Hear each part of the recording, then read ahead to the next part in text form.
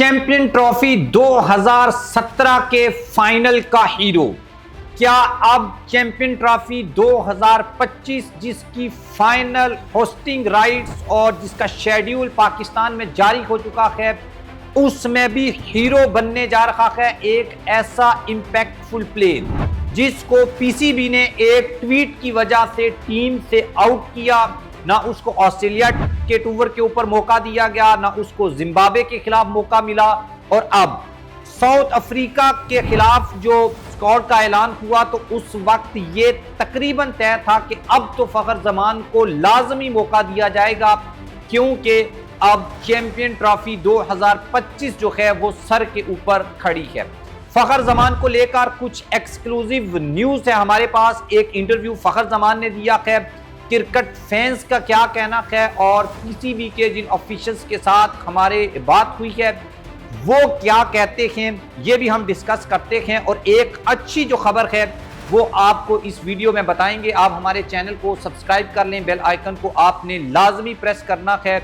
और आपकी ओपिनियन कि क्या फखर जमान को जिस ट्वीट की सज़ा दी गई है, क्या वो सज़ा अब माफ़ कर दी जाए या फिर ठीक जो हो रखा है वो ठीक है? आप इसके ऊपर क्या राय रखते हैं, कमेंट बॉक्स में लिखें। अच्छा, सबसे पहले तो हम बात करते हैं फखर जमान ने जो ट्वीट की थी।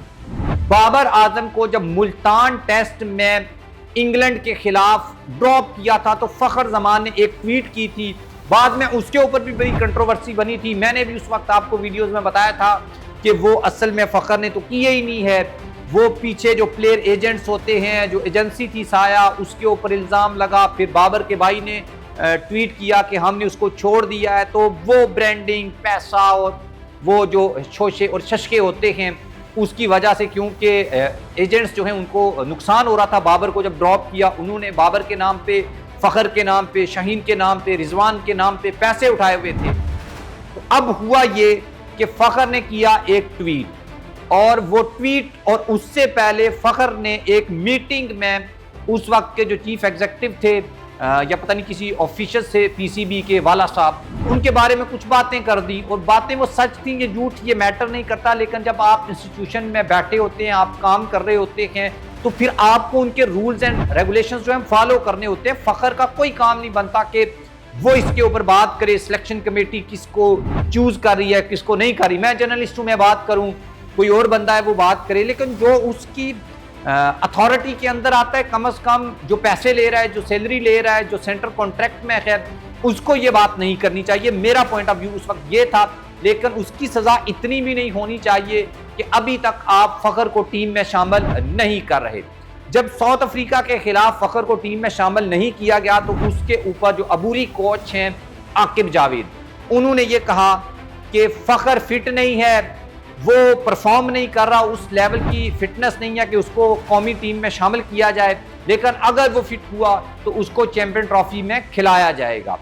अब फखर जमान जो हैं वो इस वक्त पिंडी क्रिकेट स्टेडियम में चैंपियंस कप T20 का जो मैच था वो वहां पर खेल रहे थे, और हम न्यूज़ का जो जर्नलिस्ट है उसने सवाल किया रिपोर्टर ने, तो उसके ऊपर उन्होंने कहा कि मैं मुकम्मल फिट हूं और इसीलिए चैंपियन कप T20 खेल रहा हूं, और मैंने अपने कैरियर का आगाज ही चैंपियन ट्रॉफी से किया था। और फखर जमान ने यह भी कहा कि वो आईसीसी चैंपियन ट्रॉफी के लिए उनको नज़रअंदाज किया गया है, और फखर जमान जो हैं उनको जनूबी अफ्रीका के खिलाफ जो सीरीज़ जिसका मैंने जिक्र किया है उसमें भी कंसीडर नहीं किया गया था। ऑस्ट्रेलिया की खिलाफ जो टूर था उसमें ड्रॉप, जिम्बाब्वे के खिलाफ ड्रॉप, उससे पहले जो यहाँ पर सीरीज हुई थी उसमें उनको ड्रॉप किया गया। अब सवाल यह है कि क्या फखर जमान जो है उसको आईसीसी चैंपियन ट्रॉफी 2025 का जो स्क्वाड है उसमें शामिल किया जाएगा या नहीं। अगर मुझे आप बी ऑनेस्ट पूछें तो अभी तक की जो सिचुएशन है उसके मुताबिक जो हमने ऑफिशियल्स का माइंड देखा है, अबूरी हेड कोच, सिलेक्शन कमेटी का जो माइंड देखा है, उसमें हमें जो है वो कहीं पर नज़र नहीं आता कि फखर जमान को रखा जाएगा। हाँ, ये हमारी ख्वाहिश है, आप भी होगी, कि फखर जमान और साइम अयूब जो हैं इनको चैंपियन ट्रॉफी में रखना चाहिए, ये ओपन करें। अदरवाइज होगा पता है क्या, कि अगर आपके खिलाफ कोई टीम 350 रन बना देती है या 370-80 रन और 400 तक रन बनाती है, आपने देखा था इंडिया में रन बने थे न्यूजीलैंड के खिलाफ, फखर ने ही तो 126 रन नॉट आउट के ऊपर उस मैच में आपको जीत दिलवाई थी।